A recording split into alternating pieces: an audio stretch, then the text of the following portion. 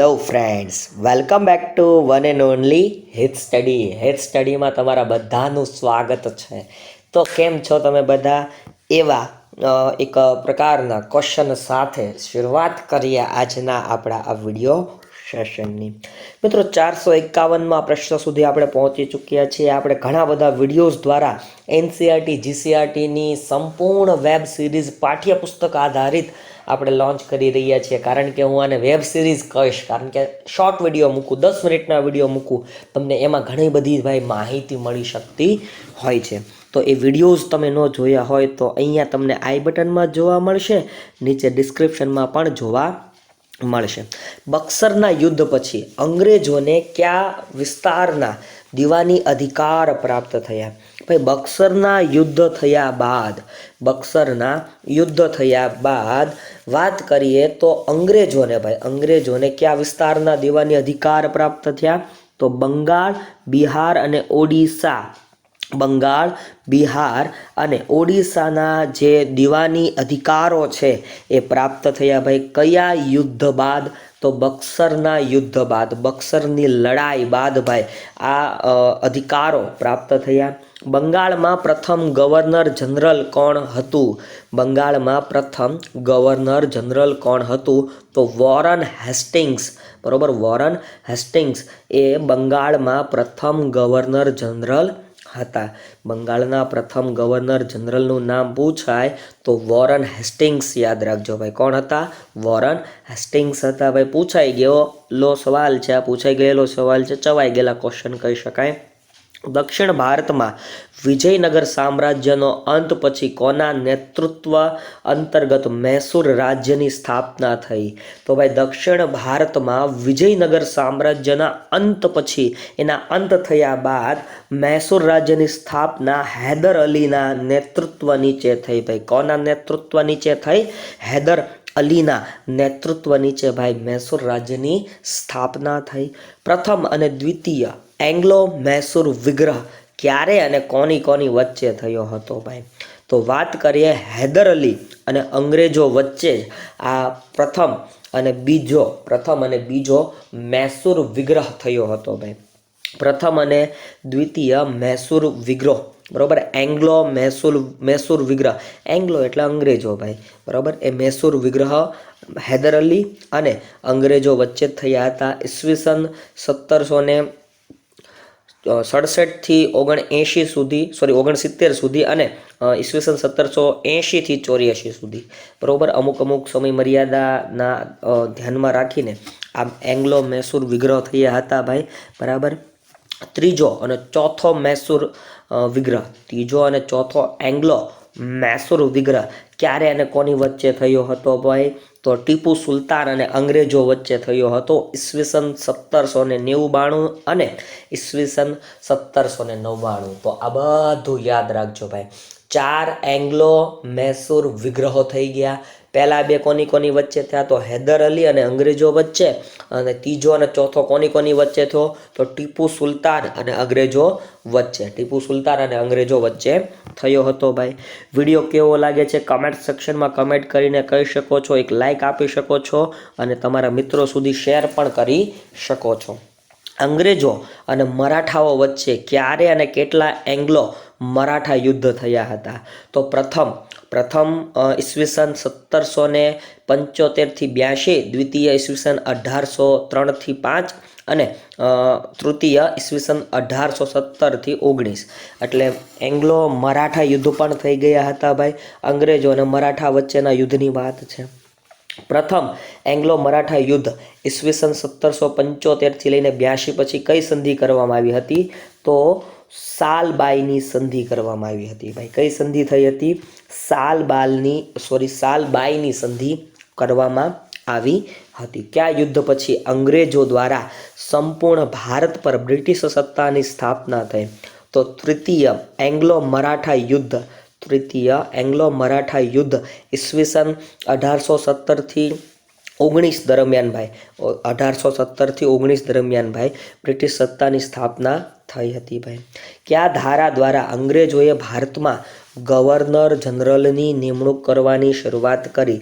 તો નિયામક ધારા અંતર્ગત ભાઈ, નિયામક ધારા અંતર્ગત ઈસવીસન 1773માં. કયા ધારા અંતર્ગત ભાઈ?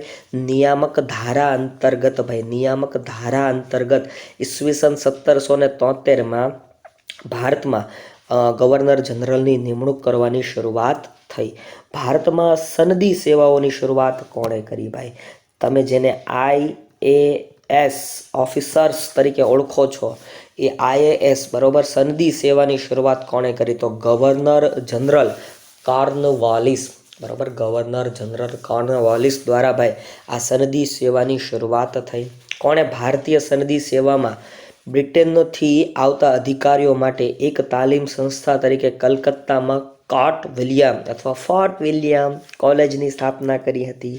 જો ફોર્ટ વિલિયમ કલકત્તા પશ્ચિમ બંગાળમાં આવેલું છે ને ભાઈ, એટલે ફોર્ટ વિલિયમ ને સૌથી પહેલાં એણે એ કોઠી સ્થાપી હતી અને કિલ્લો બંધાવ્યો, એનું નામ ફોર્ટ વિલિયમ રાખ્યું. એટલે ફોર્ટ વિલિયમ કોલેજની સ્થાપના લોર્ડ વેલેસ્લીએ કરી હતી ભાઈ, તાલીમ આપવા માટે ભાઈ, ટ્રેનિંગ આપવા માટેની આ ફોર્ટ વિલિયમ કોલેજની સ્થાપના થઈ હતી. કોણે સહાયકારી યોજના ભારતમાં દાખલ કરી? તો લોર્ડ વેલેસ્લીએ. લોર્ડ વેલેસ્લી એટલે કે વેલેસ્લીએ ભાઈ સહાયકારી યોજના દાખલ કરી હતી. સહાયકારી સૈન્ય યોજના સ્વીકારનાર રાજ્યોના નામ જણાવો. તો નિઝામ, મૈસૂર, અવધ, ગાયકવાડ, સિંધિયા, ભોંસલે અને હોલકર બરાબર, આટલા લોકોએ, આટલા સૈન્યોએ ભાઈ આ સૈન્ય યોજના, સહાયકારી યોજના સ્વીકારી હતી. આ બધા રજવાડાઓ હતા ભાઈ, તો આટલા રજવાડાઓએ, આમ તો રજવાડાઓ કહી શકાય, એણે સહાયકારી યોજનાનો સ્વીકાર કર્યો હતો. સહાયકારી યોજના સૌપ્રથમ કોણે સ્વીકારી? તો સૌપ્રથમ નિઝામે ભાઈ, નિઝામ બરોબર, હૈદરાબાદના નિઝામે ભાઈ આ સહાયકારી યોજના સૌપ્રથમ સ્વીકારી લીધી ભાઈ. લોર્ડ વેલેસ્લી એનો મિત્ર હતો ને એટલા માટે એણે સ્વીકારી લીધી હતી ભાઈ. કોણે ખાલસા નીતિ, ખલાસા નીતિ અથવા ખાલસા નીતિ ભારતમાં દાખલ કરી? તો ભાઈ ખાલસા નીતિના જનક તરીકે ડેલહાઉસી આવે. કોણ આવે ભાઈ? ડેલહાઉસી આવે ભાઈ. ડેલહાઉસીએ ખાલસા નીતિ ભારતમાં દાખલ કરી હતી. ભારતમાં બ્રિટિશ પોલીસ તંત્રની શરૂઆત કોના દ્વારા કરવામાં આવી? તો ગવર્નર જનરલ કોર્નવાલિસ, ગવર્નર જનરલ કોર્નવાલિસ દ્વારા ભાઈ બ્રિટિશ તંત્રની શરૂઆત કરવામાં આવી. ભારતમાં ન્યાયતંત્રની શરૂઆત કોના દ્વારા કરવામાં આવી? તો વોરન હેસ્ટિંગ્સ દ્વારા. ભારતમાં ન્યાયતંત્રની શરૂઆત કોણે કરી? તો ભાઈ વોરન હેસ્ટિંગે કરી. કોના સમયમાં મહેસૂલ ઉઘરાવવાનું કામ કલેક્ટરોને સોંપવામાં આવ્યું? તો ભાઈ વોરન હેસ્ટિંગ દ્વારા. તારીખ કહી દઉં, 14 મે 1830ની આજુબાજુની વાત છે ભાઈ બરાબર. વોરન હેસ્ટિંગ દ્વારા ભાઈ કલેક્ટરોને મહેસૂલ ઉઘરાવવાની સત્તા આપવામાં આવી. મહેસૂલ ઉઘરાવવાની સત્તા બરાબર. ફરીવાર એનો એ જ પ્રશ્ન આવ્યો કે ભાઈ મહેસૂલ ઉઘરાવવા માટે પ્રથમ કલેક્ટરની નિમણૂક કોણે કરી હતી? તો વોરન હેસ્ટિંગે જ કરી હતી. ટુ કલેક્ટ બરાબર, ભેગું કરવું. તો એ કોણ કરતું ભાઈ? કલેક્ટર ભેગું કરતા ભાઈ. એટલે કે મહેસૂલ બરાબર, મહેસૂલ કર ઉઘરાવતા ભાઈ. આમ દેશી કહીએ ને તો હું ઉઘરાવતા ભાઈ? કર ઉઘરાવતા. આગળ વધીએ. ભારતની પ્રજા માટે વિદેશી શાસન અને વિદેશી કાયદો બંને અસ્વીકાર્ય છે. આ વિધાન કોનું છે ભાઈ? તો આ વિધાન ગાંધીજીનું છે. આ વિધાન કોનું છે ભાઈ? ગાંધીજીનું આ વિધાન છે ભાઈ. ભારતમાં મહેસૂલ ઉઘરાવવા માટેની ઇજારા પ્રથાની શરૂઆત ક્યારે અને ક્યાંથી થઈ હતી? જો અંગ્રેજો દ્વારા ભાઈ અલગ અલગ પ્રકારની પ્રથાઓ નાખવામાં આવતા બરોબર. એટલે ભારતમાં મહેસૂલ ઉઘરાવવા માટેની ઇજારદાર પ્રથાની શરૂઆત ક્યારે અને ક્યાંથી થઈ હતી? તો ઈસવીસન 1772થી ભાઈ બંગાળમાં આ પ્રકારની ભાઈ એક પ્રકારની શું કહેવાય મહેસૂલ ઉઘરાવવાની શરૂઆત કરી હતી. એક પ્રથા હતી ભાઈ. કાયમી જમાબંધી નામની મહેસૂલ પદ્ધતિ કોણે અને ક્યારે અમલમાં મૂકી હતી? તો લોર્ડ કોર્નવાલિસ. લોર્ડ કોર્નવાલિસ દ્વારા ઈસવીસન 1793માં ઈસવીસન 1793માં ભાઈ લોર્ડ કોર્નવાલિસ દ્વારા મહેસૂલ બરાબર જમાબંધી, કાયમી જમાબંધી નામની મહેસૂલ પદ્ધતિ દાખલ કરવામાં આવી હતી. કાયમી જમાબંધીના જનક તરીકે જેને ઓળખવામાં આવે છે તો એ લોર્ડ કોર્નવાલિસ છે ભાઈ. ભારતમાં રૈયતવારી પદ્ધતિની શરૂઆત કોણે અને ક્યારે કરી હતી? ભારતમાં રૈયતવારી પદ્ધતિની શરૂઆત કોણે અને ક્યારે કરી હતી? તો થોમસ મુન્રો દ્વારા ભાઈ ઈસવીસન 1820માં ભારતમાં સૌપ્રથમ રૈયતવારી પદ્ધતિની શરૂઆત કોણે કરી હતી? થોમસ મુન્રો દ્વારા ઈસવીસન 1820માં.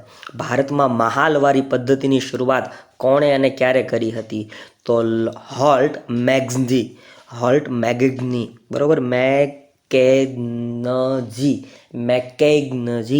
એણે કરી હતી. અને શું કરી હતી ભાઈ? મહાલવારી પદ્ધતિ બરોબર. એ પણ એક કર ઉઘરાવા સાથેની પદ્ધતિ છે. ઈસવીસન 1822માં એ શરૂ કરવામાં આવી હતી. ભારતમાં ગળી ઉત્પાદનની કઈ બે પ્રથાઓ પ્રચલિત છે? તો નીજ અને રૈયતી આ ગળી ઉત્પાદન માટેની બે પદ્ધતિઓ પ્રચલિત હતી. વિડીયો ગમતો હોય તો લાઈક કરો, શેર કરો, કમેન્ટ સેક્શનમાં કમેન્ટ કરો. Hello friends, welcome back to one and only હિત સ્ટડી યુટ્યુબ ચેનલ. હિત સ્ટડી યુટ્યુબ ચેનલમાં તમને જીસીઆરટી, એનસીઆરટી જેવી પાઠ્યપુસ્તક આધારિત વિડીયોની સિરીઝ જોવા મળી રહી છે. તો એ વિડીયોની સિરીઝના પહેલાંના વિડીયો ન જોયા હોય તો નીચે ડિસ્ક્રિપ્શનમાં છે, ઉપર આઈ બટનમાં પણ તમને એ જોવા મળશે. આવનારી કોઈ પણ પરીક્ષા હોય, જીપીએસસીથી લઈને ગુજરાત પોલીસ ભરતી બોર્ડ સુધીની પરીક્ષાઓ માટે કંઈક ને કંઈક ઉપયોગી થાય એવી આ વેબ સિરીઝ કહી શકાય. તો એ વેબ સિરીઝ તરીકે હું જેને સંબોધન કરું છું એને અવશ્ય જોજો. વિડીયોને લાઈક કરજો, શેર કરજો, કમેન્ટ સેક્શનમાં કમેન્ટ પણ કરી નાખજો. વાત કરીએ 476માં પ્રશ્નથી બરાબર, એટલે કે 476મો પ્રશ્ન છે. ભારતમાં ઉત્પાદિત થતી ગળીની વાત છે. ભારતમાં ઉત્પાદિત થતી ગળી ઇંગ્લેન્ડની બજારોમાં શામાં ઉપયોગમાં લેવામાં આવતી હતી? તો સુતરાઉ કાપડને રંગવામાં ઉપયોગમાં લેવામાં આવતી હતી. કોને ઉપયોગમાં લેવામાં આવતી હતી ભાઈ? સુતરાઉ કાપડને રંગ કરવા માટે ભાઈ આ ગળીનો ઉપયોગ થતો હતો. ત્યારબાદ આગળ વધીએ આપણે નેક્સ્ટ પ્રશ્નો તરફ. જનજાતીય લોકો દ્વારા ચામડાના રંગકામ માટે કયા ફૂલોનો ઉપયોગ કરવામાં આવતો? કસુંબીના રંગનો ઉપયોગ. અને પલાશ એટલે કેસૂડો ભાઈ, કેસૂડો બરાબર ને. પલાશ એટલે ખાખરો અથવા કેસૂડો તમે જેને કહો છો. તો જનજાતીય લોકો દ્વારા ભાઈ ચામડાના રંગકામ માટે કયા ફૂલોનો ઉપયોગ કરવામાં આવતો હતો? ભાઈ કસુંબી અને પલાશ એટલે કે કેહુડાનો રંગનો ઉપયોગ કરવામાં આવતો હતો. આદિવાસી સમૂહ કયા બે પ્રકારની ખેતી સાથે સંકળાયેલા છે? તો સ્થળાંતરીય ખેતી અને સ્થાયી ખેતી ભાઈ. આદિવાસી સમૂહો કયા બે પ્રકારની ખેતી સાથે સંકળાયેલા છે? સ્થળાંતરીય ખેતી અને સ્થાયી ખેતી માટે એ બંને આદિવાસીઓ સંકળાયેલા છે. આદિવાસી પ્રજા સંકળાયેલી છે. આંધ્રપ્રદેશના પૂર્વ ગોદાવરી વિસ્તારમાં કોયા ચળવળ ઈસવીસન 1879થી 89 કોના નેતૃત્વ અંતર્ગત થઈ હતી? તો કોંડા ડોરા બરાબર. આંધ્રપ્રદેશની આ એક વાત છે. પૂર્વ ગોદાવરી વિસ્તારમાં કોયા ચળવળ થઈ હતી અને એના નેતૃત્વમાં નેતા તરીકે કોંડા ડોરા નામના વ્યક્તિએ ભાઈ એનું નેતૃત્વ સંભાળી લીધું હતું ભાઈ. આંધ્રપ્રદેશની વાત છે બરાબર. અને આદિવાસી સાથે સંકળાયેલી થોડીક વાત છે એટલે પણ યાદ રાખવા જેવી બાબત કહી શકાય. ઉલગુલાન ચળવળ ઈસવીસન 1895માં નેતૃત્વ કોણે લીધું હતું? તો બિરસા મુંડા બરાબર. વીર આપણા કહી શકાય, આદિવાસી સમાજના વીર કહી શકાય. બિરસા મુંડા દ્વારા ભાઈ આ નેતૃત્વનું ભાઈ નેતાપણું બરાબર નેતા બન્યા હતા. ભારતનો પ્રથમ સ્વાતંત્ર્ય સંગ્રામ એટલે કે આપણે વાત કરવી છે 1857ના વિપ્લવની. 1857ના બળવાનું તાત્કાલિક કારણ શું હતું? તો એનફિલ્ડ રાઇફલ કારતૂસ. જો એનફિલ્ડ રાઇફલ કારતૂસ છે બરાબર, એમાં ગાય અને ડુક્કરના માંસનો ઉપયોગ કરવામાં આવતો હતો. એટલે એ સરાસર આમ હિન્દુ ધર્મ અને મુસ્લિમ ધર્મ માટે એક પ્રકારની ગેરમાન્ય બાબત કહી શકાય. એટલા માટે આ એનફિલ્ડ રાઇફલના વિરોધ માટે 1857નું તાત્કાલિક કારણ કહી શકાય. 1857ના સંગ્રામની શરૂઆત કોણે અને ક્યારથી કરવામાં આવી હતી? કોના દ્વારા કરવામાં આવી હતી? તો જોઈએ આપણે. 29 માર્ચ 1857ની તારીખ છે. 29 માર્ચ 1857ની તારીખ છે. બંગાળની બરાકપુર છાવણીના સિપાહીઓ છે, બરાબર. બંગાળની બરાકપુર છાવણીના સિપાહીઓ દ્વારા ભાઈ સૌ પ્રથમ આ બળવો કરવામાં આવ્યો હતો ભાઈ. મંગલ પાંડેએ કયા અંગ્રેજ અધિકારીની હત્યા કરી નાખી ભાઈ? તાત્કાલિક ઉડાડી મૂક્યો મેજર હ્યુસનને, બરાબર. મંગલ પાંડેએ ભાઈ મેજર હ્યુસેનને તાત્કાલિક ભાઈ ઓન ધ સ્પોટ ગોળી મારીને હત્યા કરી નાખી હતી. 1857ના સંગ્રામમાં પ્રથમ શહીદ કોણ હતા? તો પ્રથમ શહીદ ભાઈ મંગલ પાંડે હતા. 1857ના સંગ્રામના પ્રથમ શહીદ તરીકે કોણ હતા? તો મંગલ પાંડે હતા ભાઈ, યાદ રાખજો. 1857ના સંગ્રામની ખરી શરૂઆત ક્યારેથી થઈ હતી? તો 1857ના સંગ્રામની ખરી શરૂઆત 10 મે, બરાબર, 10મી મે 1857થી થઈ હતી ભાઈ. 10મી મે 1857થી થઈ હતી. 1857ના બળવામાં દિલ્હીના કયા બાદશાહે ભાગ લીધો હતો? તો બહાદુર શાહ ઝફરે ભાગ લીધો હતો. કોણે ભાગ લીધો હતો ભાઈ? બહાદુર શાહ ઝફરે ભાગ લીધો હતો. 1857ના સંગ્રામનું લખનૌથી નેતૃત્વ કોના દ્વારા કરવામાં આવ્યું હતું? તો બેગમ હઝરત મહલ દ્વારા ભાઈ, બરાબર. 1857ના સંગ્રામનું લખનૌ ખાતેથી નેતૃત્વ કરનાર કોણ હતા? તો બેગમ હઝરત મહલ હતા. કોણ હતા ભાઈ? બેગમ હઝરત મહલ હતા. એ પણ એક યાદ રાખવા જેવી બાબત કહી શકાય. 1857ના બળવામાં કાનપુરમાં કોણે આગેવાની લીધી હતી? તો નાના સાહેબ પેશવા અને તાત્યા ટોપે, બરાબર. 1857ના બળવામાં કાનપુર મુકામેથી ભાઈ નાના સાહેબ પેશવા અને તાત્યા ટોપેએ ભાઈ આગેવાની લીધી હતી. ક્યાંથી એણે આગેવાની લીધી ભાઈ? કાનપુર ખાતેથી. લખનૌથી પૂછાય તો બેગમ હઝરત મહલ. 1857ના બળવામાં બિહારમાં કોણે નેતૃત્વ લીધું હતું? તો કુંવર સાહેબે. કોણે લીધું હતું ભાઈ? કુંવર સાહેબ દ્વારા ભાઈ નેતૃત્વ લેવામાં આવ્યું હતું. 1857ના સંગ્રામ સમયે ભારતના ગવર્નર જનરલ કોણ હતા? તો લોર્ડ કેનિંગ હતા. કોણ હતા ભાઈ? લોર્ડ કેનિંગ એ 1857ના સંગ્રામના સમયે ભારતના ગવર્નર જનરલ હતા. કોણ હતા ભાઈ? લોર્ડ કેનિંગ હતા. યાદ રાખજો ભાઈ, કોણ હતા? લોર્ડ કેનિંગ દ્વારા ભાઈ આ કામગીરી કરાવવામાં આવી હતી.